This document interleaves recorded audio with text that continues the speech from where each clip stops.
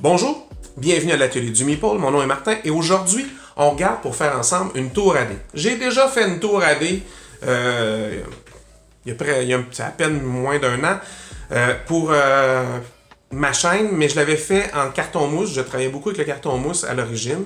Et depuis quelques temps, je travaille dans un musée, le musée de l'ingéniosité Joseph-Armand Bombardier à Valcourt. Et j'ai suivi une petite formation au Fab Lab. Qu'est-ce que le Fab Lab? C'est un laboratoire de fabrication. Il y a toutes sortes d'outils qu'on peut utiliser. Et pour m'initier au design et à la conception et au fonctionnement du Fab Lab, parce qu'éventuellement, on crée là-bas des activités pour les jeunes qui viennent visiter. Mais le Fab Lab est ouvert aussi au grand public. Comme tous les Fab Labs à peu près dans le monde. Il y en a beaucoup en Europe, il y en a d'autres au Québec, c'est pas le seul. Alors c'est intéressant. Ils ont des outils là que vous n'auriez pas à la maison. Alors, il y a un frais d'inscription, oui. Vous allez avoir un frais d'utilisation, vous allez payer les matériaux, mais vous n'aurez jamais à vous payer les gros outils qu'on ne peut pas logiquement avoir nécessairement à la maison, à moins de vouloir en faire notre travail. Alors, il y a une découpe. Aujourd'hui, j'ai testé la découpeuse laser. Alors, j'ai dû utiliser un logiciel de montage qui s'appelle MakerCase. En fait, c'est même pas un logiciel, c'est une application web où vous rendez sur le site, vous faites votre petit montage, votre petite boîte, vous l'enregistrez sur votre ordinateur, vous la récupérez, et là, vous utilisez un autre logiciel gratuit, Inkscape, pour modifier certaines choses, rajouter un logo, modifier ou ajouter des morceaux. Vous allez voir, je vous montre tout ça dans la vidéo qui suit. Alors j'espère que ça va vous intéresser, c'est un peu différent, c'est la coche au-dessus au niveau de la difficulté, mais aussi au niveau du résultat.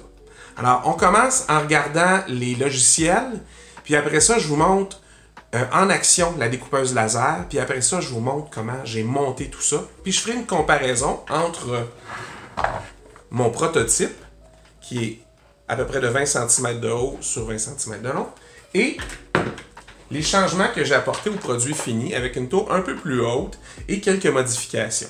Alors, on regarde ça ensemble, ça commence.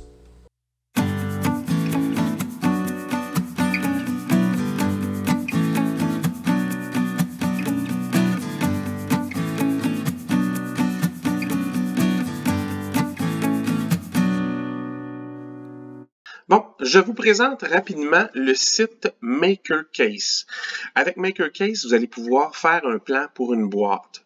Dans mon cas, j'ai fait une tour, une boîte plus haute et un réceptacle dans le bas, une boîte plus basse mais plus large un peu. Alors, vous choisissez, alors vous allez à la gauche ici, entre les pouces et les millimètres. Alors, quand j'utilisais le plexiglas, alors, c'est de l'acrylique qui est à 6,1 mm. J'ai pris les millimètres. Mais vous auriez pu travailler en pouces. Si vous êtes à l'aise en pouces, c'est pas un problème. Quelques petits détails à remarquer qui sont quand même importants. Ici, vous avez 90 de hauteur, de largeur, pardon, pour une hauteur de 300 et une profondeur de 90. Ça veut dire quoi? C'est en millimètres. N'oubliez pas. 9, c'est pas 9 cm, c'est 0,9 cm. Alors, il faut vraiment faire vos multiples comme il faut. La tour, je l'ai fait avec les mesures extérieures. Si je clique sur les mesures intérieures, ça va, vous avez vu, la tour a élargi, parce que là, c'est l'intérieur de la tour qui a 9 par 9, mais c'est l'extérieur que je veux qu'il y ait 9 par 9. Je m'accommoderai de la grandeur intérieure plus tard. C'est en plexiglas. Comme je vous l'ai dit, j'ai choisi 6,1, mais il y a moyen d'aller avec des affaires qui sont prédéterminées. Alors, si vous utilisez du bois, ben, ça peut être du 3 mm, ça peut être du 5 mm, ça dépend de ce que vous avez du 1/4 ou du 1/8. Vous regardez le matériel, vous pouvez le mesurer qu'un vernier, c'est plus efficace. Je veux absolument une boîte ouverte. Si je fais une boîte fermée, regardez, pouc, il y a un dessus tout d'un coup ici. Vous voyez, il y a un dessus. Et j'en veux pas parce qu'il faut bien que je place les dés quelque part.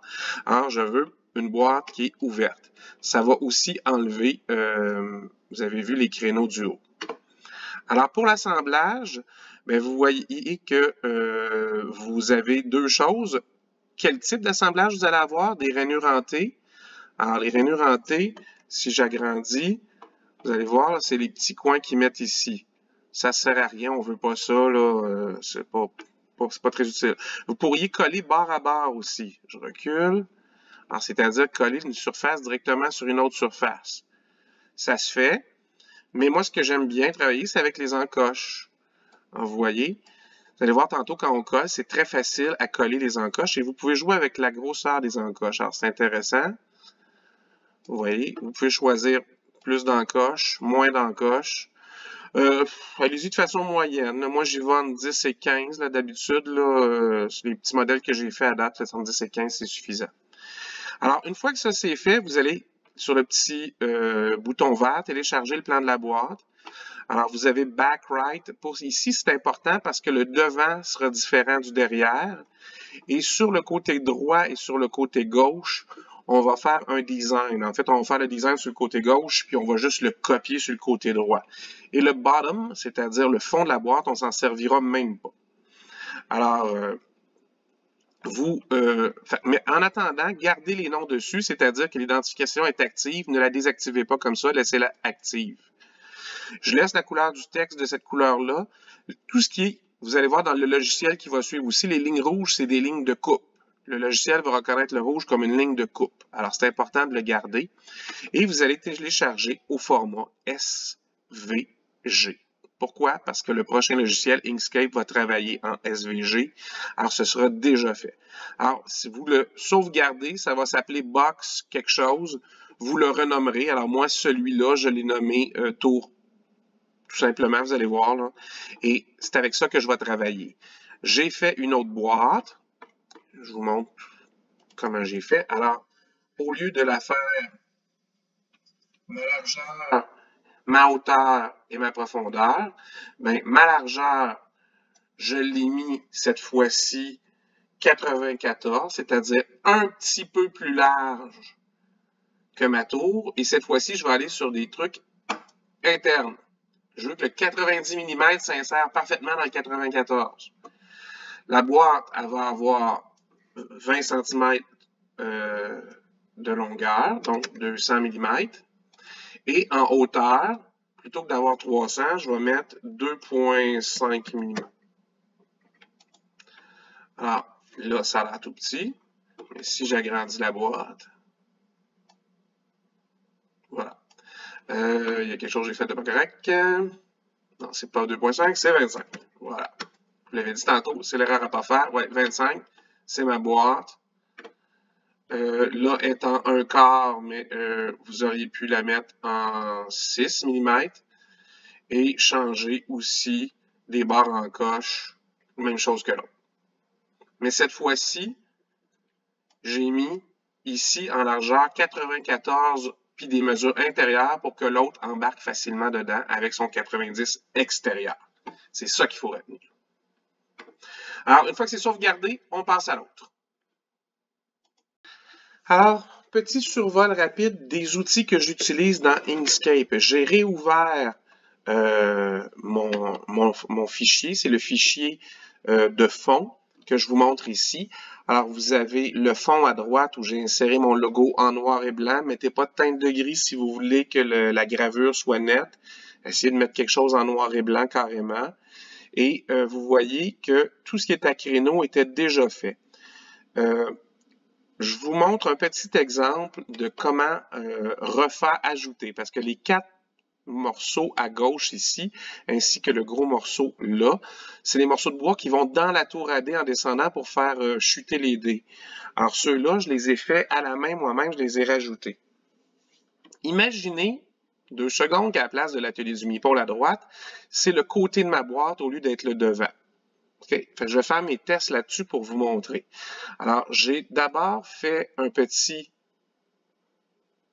rectangle que je viens sélectionner après ça avec l'outil rectangle et je peux lui donner, disons, une largeur de 32 mm puis une hauteur de 0,63 mm. 6,3 Martin.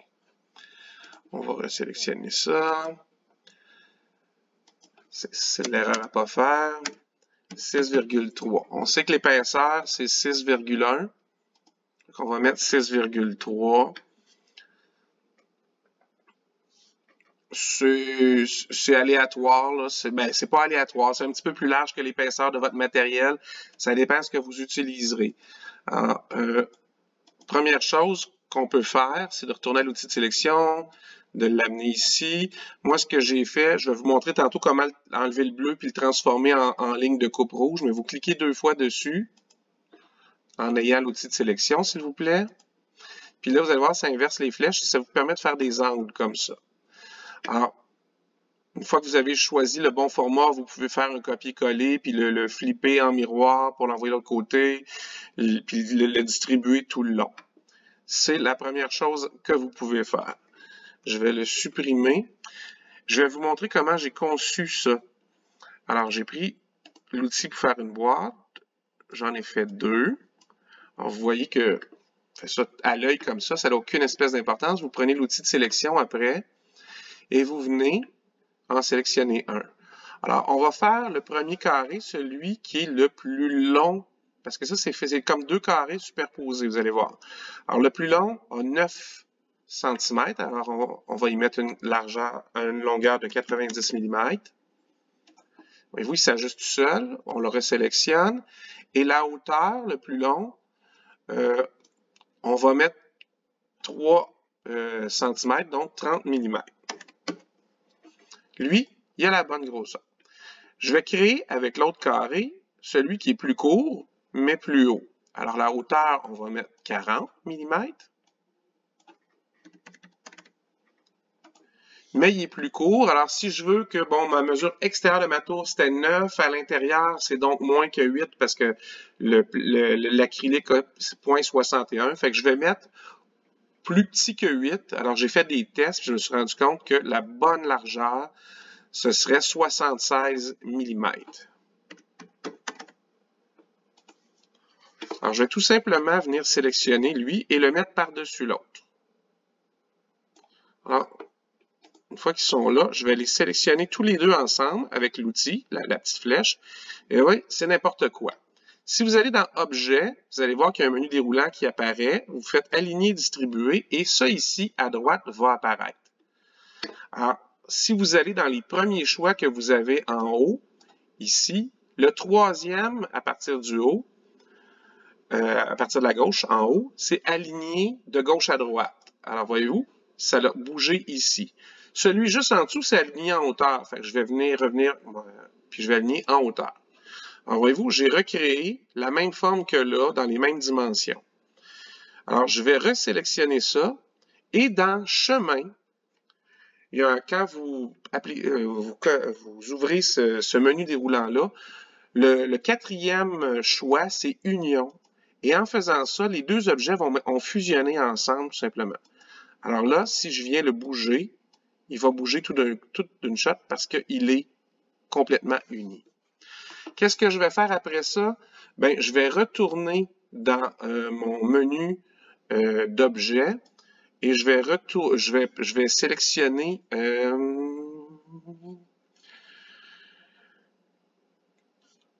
attendez, fond et contour. C'est le deuxième choix que vous avez en haut, fond et contour. Alors, vous cliquez d'abord sur contour et vous allez venir faire, prenez pas le X, ça effacerait le contour, c'est pas ça qu'on veut, prenez le plein, c'est-à-dire le deuxième choix, et assurez-vous d'avoir comme choix ici 255. Ça va créer un contour rouge, le même rouge de découpe que vous avez sur le restant. Si vous allez sur fond, bien là, le fond, vous voyez bien, c'est bleu, hein, c'est très bleu, c'est des chiffres qui sont à droite. Là, Alors, ce qu'on va faire, on va prendre le X, on va carrément éliminer le fond, boum. Et si on revient à gauche ici, vous allez voir, on a exactement le même morceau que les autres ici. Même largeur, tout le kit. Alors, si vous le sélectionnez, avec les petites flèches, vous pourriez le monter. Là, je ne le laisserai pas parce que de toute évidence, on en a assez pour faire le projet. Mais c'est comme ça que je fais. Alors, j'ai rajouté ces 4-là, puis j'en ai fait un plus grand pour le dernier morceau pour qu'il amène les dés vers la sortie. Alors, c'est comme ça que j'ai fait. J'arrête ça là. c'est à peine entrevu les possibilités d'Inkscape. Ça vaut la peine de regarder des tutoriels. Il y en a des tonnes sur Internet. Mais l'avantage, c'est que c'est gratuit. Et ça fonctionne très bien. Alors, maintenant, on passe au bout le fun. Je vous montre comment la découpe fonctionne. Pas comment elle fonctionne. Vous allez voir la découpe en pleine action.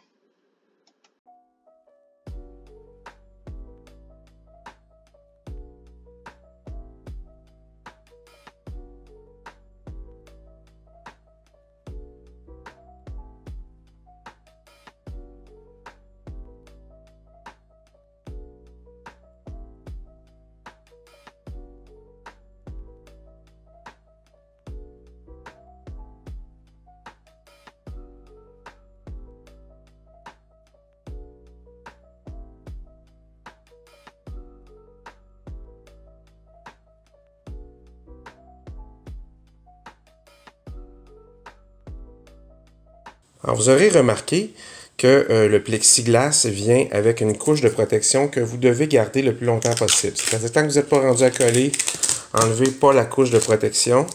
Comme ça, ça va empêcher les éraflures. Vous allez vous rendre compte aussi que si vous avez dû faire 2 passes, bien voyez-vous, ici, la découpe, elle est super clean. Puis ici, il va y avoir un petit peu de nettoyage à faire parce que ça l'a passé 2 fois.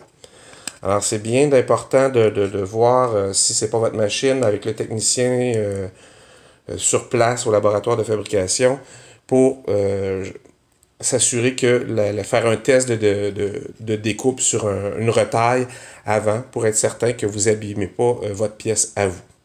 Alors, on enlève tout ça et on s'apprête à coller. Alors, comment j'ai fait? Alors, j'ai d'abord déposé ma première plaque en dessous sur la table et j'ai mis debout mes petits blocs comme ça qui tiennent. Ensuite, je viens déposer lentement la plaque du dessus. Ben, du dessus, en fait, c'est un côté, mais pour le moment, elle est sur le dessus. Pour que tout s'imbrique. Et vous voyez, ça bouge un peu. Alors, on ne peut pas laisser ça libre comme ça. Alors, on va mettre un premier élastique. Ça, ce sont des grands élastiques pour les cheveux.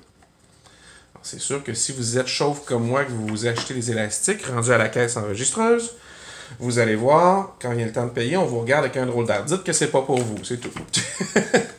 Faites comme moi. Alors, vous voyez, ça va m'aider à le tenir. Alors, il ne faut pas oublier que la dernière grande pente ici, c'est pour le devant. Alors, le devant, c'est le morceau où il y a la sortie. Ça a l'air évident, dit comme ça, mais prenez pas la chance de vous tromper. Okay? Seul conseil. Prenez pas la chance de vous tromper. Alors, je vais le mettre donc sur le dos et je vais déposer une petite goutte de cyanoacrylate ici, là, sur chaque petit créneau. Et je vais venir le déposer comme ça. Et quand ce sera fait, je vais tout de suite le retourner pour que le poids du haut agisse là. Et je vais faire la même chose ici. Et je vais venir le déposer comme ça, rajuster et le retourner. Et je vais le laisser sécher. La cyanoacrylate, ça sèche très vite. Fait que vous n'êtes pas obligé, d'en mettre gros, puis 2, il faut vous dépêcher. Alors, je fais tout ça, je fais pas ça devant la caméra pour me stresser, puis je vous reviens. OK, pour l'étape du cabaret, vous allez prendre de la colle. Alors, ça peut être de la colle à bois, comme j'ai ici. Ça peut être de la colle blanche pour que les enfants utilisent. Ce n'est pas un projet sur lequel vous allez mettre de la pression, comme une chaise où vous devriez vous asseoir, ou quelque chose comme ça. Donc, vous n'avez pas besoin d'une colle très avec beaucoup de résistance en termes de pression. Les autres, ils vont marquer que ça résiste à 2500 livres, à 4000 livres. Ça n'a aucune espèce d'importance. Ça repose sur une table, c'est vraiment pas si fragile que ça. Alors, tout ça, partout où il y a un créneau comme ça, okay, au petit truc de château, là, ben, vous allez en mettre un petit peu de colle ici, là. Pourquoi? Parce que, même chose ici, parce que là où vous allez en mettre, ça va rejoindre l'intérieur de la surface là. Puis dans le coin, ben, si vous en avez mis là et là, ben, ça va venir en mettre un petit peu ici. Comme ça. tout le tour. Alors, c'est le seul endroit où vous avez besoin d'en mettre. Et vous n'en mettez pas des masses. Parce que ça va juter. C'est-à-dire que quand vous allez comprimer les deux surfaces ensemble, ça va avoir tendance à sortir. Et vous devriez avoir une guenille ou un papier essuie-tout qui est humide, très humide, et un sec pour essuyer l'excédent de colle. Vous n'aurez pas besoin d'essuyer des tonnes d'excédent de colle si vous n'en mettez pas trop. Alors, mettons que je prends un petit pinceau comme ça, là, et je viens en mettre pas beaucoup pour pas que ça déborde. Ça va créer en fait juste assez de collant pour adhérer les deux surfaces.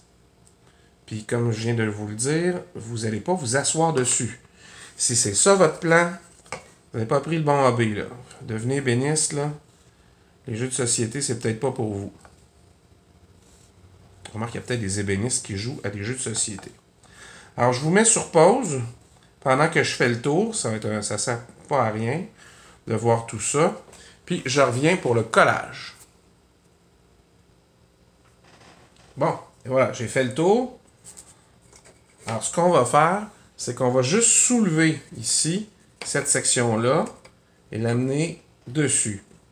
Ici, vous allez faire la même chose, vous allez l'aligner, la tourner, puis doucement l'imbriquer avec l'arrière. Comme ça. On vient faire le devant. On soulève doucement. On vient l'imbriquer ici. Et on fait la même chose de l'autre côté.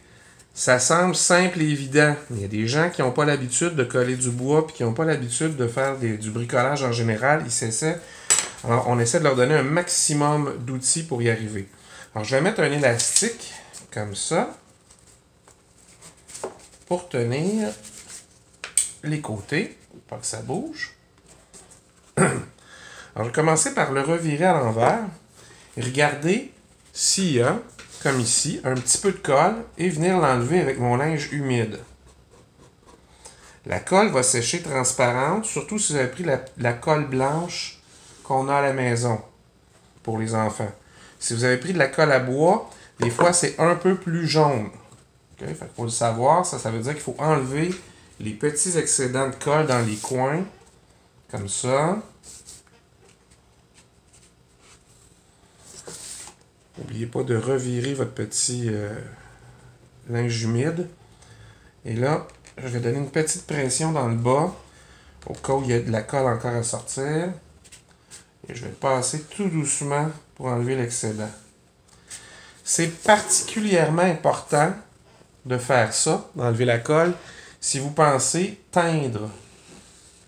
Si vous pensez teindre, là, vous devez passer un linge très humide pour enlever tout l'excédent. Parce que partout où il y aura eu de la colle, la teinture ne va pas prendre. Si vous ne pensez pas mettre de la colle, de la teinture, ça n'a aucune espèce d'importance, puisque la colle devrait sécher de façon plus transparente. Vous pouvez ajouter des élastiques comme ça, particulièrement dans les côtés. Un petit morceau de colle qui est sorti ici. Je l'ai senti avec mon doigt. Ça veut dire que je vais aller vérifier ici. Je vais mettre un autre élastique comme ça ici. Lui-même, il est loose. On fait 1, 2, 3. C'est pas obligé d'être très serré. C'est juste pour pas que les choses bougent. Le temps que ça sèche. Hein? Alors, ça va être quand même pas mal, je pense. Alors, on va laisser sécher tout ça et on revient. Bon, ben je vous parle un peu du produit fini. Puis, je vous explique. Alors, le modèle que je voulais à l'origine était comme celui-ci, d'une assez grande hauteur, avec de l'espace, pour qu'on voit descendre les dés. Alors, je vous montre.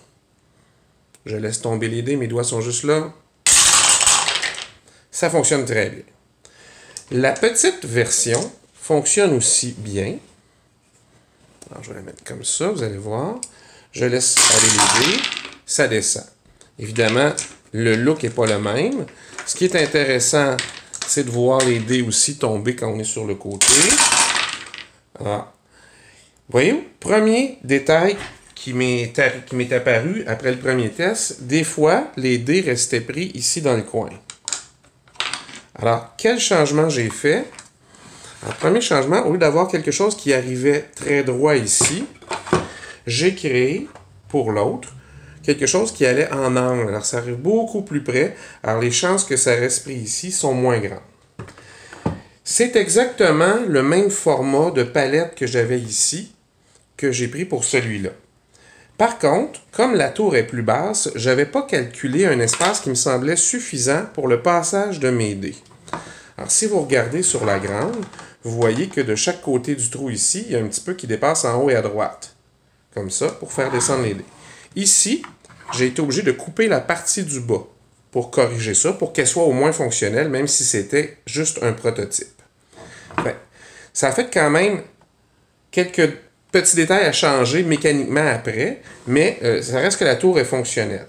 J'ai aussi, je trouvais que ici, le bac de réception avant était creux. Alors, si je les mets un à côté de l'autre, vous allez voir que le nouveau bac est plus bas. Alors, c'est voulu. C'est pour que ce soit plus facile de ramasser avec ses doigts les dés quand on les fait descendre comme ça. Alors, je suis assez satisfait du look. Vous voyez que de côté, c'est quand même assez bien. On voit les dés descendre. Il y a toujours le petit effet sonore. Bon, puis, à l'origine, c'était fait pour que ça ici, ça entre parfaitement là-dedans comme ça. Là, ça entre, mais ça entre serré. Alors, je ne le forcerai pas pour ne pas briser ce que j'ai fait là. Ce qui fait que, comme c'était trop serré, quand j'ai refait ce bac-là, vous allez vous rendre compte qu'il y a un léger jeu de gauche à droite. Alors, j'aimais mieux avoir un jeu comme ça que de la rentrer serrée. Et aussi, je voulais pas faire quelque chose de très, très, très long, mais j'aurais pu, pour que ma tour s'imbrique dans son... comme si je pouvais la transporter dans le bac inférieur. Mais je trouvais que ça faisait plus long, une plus grande longueur comme ça. Puis, comme c'est des tests, j'ai tout fait ça dans des retailles et de bois et de plexiglas. Alors, ça sera peut-être une bonne façon de recycler tout le plexiglas dont on ne saura plus quoi faire à la fin de la pandémie. Hein, ça achève, les vaccins sont là, on espère pour le mieux. Alors, il y a peut-être de l'espoir pour la récupération de ça. Je trouve que le look est intéressant. J'aime beaucoup le mix entre le transparent et le bois. Je trouve que ça fait un petit look assez moderne. Je suis très content d'avoir pu intégrer mon logo dans le fond. Puis, si vous me demandez pourquoi ici c'est sablé, puis pourquoi ici je l'ai laissé couleur brûlée à cause de la découpe laser, ben, c'est qu'ici j'ai eu un petit problème de découpe, alors j'ai dû terminer à la main et pour l'égaliser, je l'ai sablé. Mais j'aurais pu tout sabler, hein, mais moi j'aime bien, surtout sur des modèles comme ça, l'alternance entre le brûlé qui est sur la tranche et l'autre. Je trouve que c'est joli. Ça me dérange pas du tout. Moi, j'aime ça. Mais vous auriez pu carrément tout sabler. Ça aurait fonctionné aussi. Fait élargir un peu le bas ici. J'ai aussi fait, vous voyez ici, ça rentre, il n'y a pas beaucoup de jeu de gauche à droite. Ici, j'ai mis le carré qui monte plus haut. Je l'ai mis plus étroit comme ça un petit peu pour qu'il y ait du jeu. Ça me dérange pas que ça bouge. Je veux pas que ça force. Puis je voulais surtout me donner du jeu. Alors, c'est tous des petits détails à tenir compte lors de la conception. C'est juste trop le fun. On se laisse là-dessus. Alors, une dernière fois, certains diront qu'une tour à dés, c'est un peu inutile. Ça a deux avantages. S'assurer que tout le monde brasse à peu près égal les dés. Et ça assure aussi que les dés ne tombent pas par terre. C'est deux petits avantages. Si vous êtes du genre comme moi à toujours envoyer vos dés par terre, vous pouvez y voir un avantage. Il y a des petits réceptacles qui se vendent aussi pour lancer vos dés. Mais là, ça faisait un projet fort sympathique et avec un très beau fini à la fin.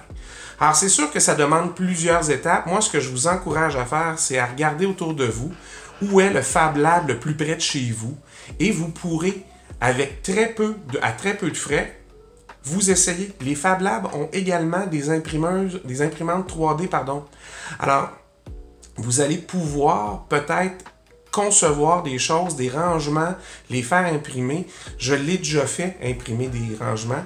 C'est un peu long, l'impression, mais l'impression, c'est toujours plus long. Faire des petites boîtes comme ça, là, je les ai fait en... Le bois est à peu près 1/4 de pouce d'épais.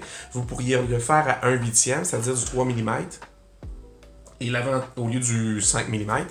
Et l'avantage, c'est qu'avec du 3 mm, c'est très léger. Vous pouvez faire plusieurs petites boîtes. Vous allez avoir des rangements qui sont d'un niveau très professionnel.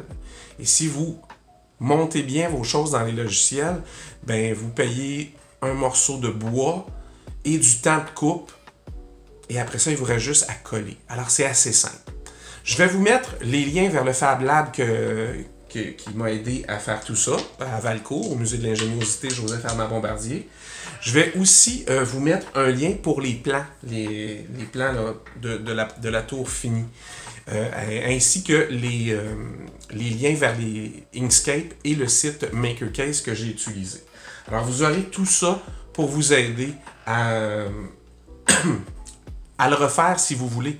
Alors, je vous fournis le plan gratuit si vous voulez. Je n'ai pas payé pour faire ces choses-là. Alors, je ne vous les charge pas. Alors, le plan va être disponible dans le bas de la vidéo. Alors, j'espère que vous avez apprécié. Amusez-vous. Il y a plein de jeux que vous pourrez utiliser avec votre nouvelle tour AD si jamais vous en faites une. Alors, au revoir. À la prochaine.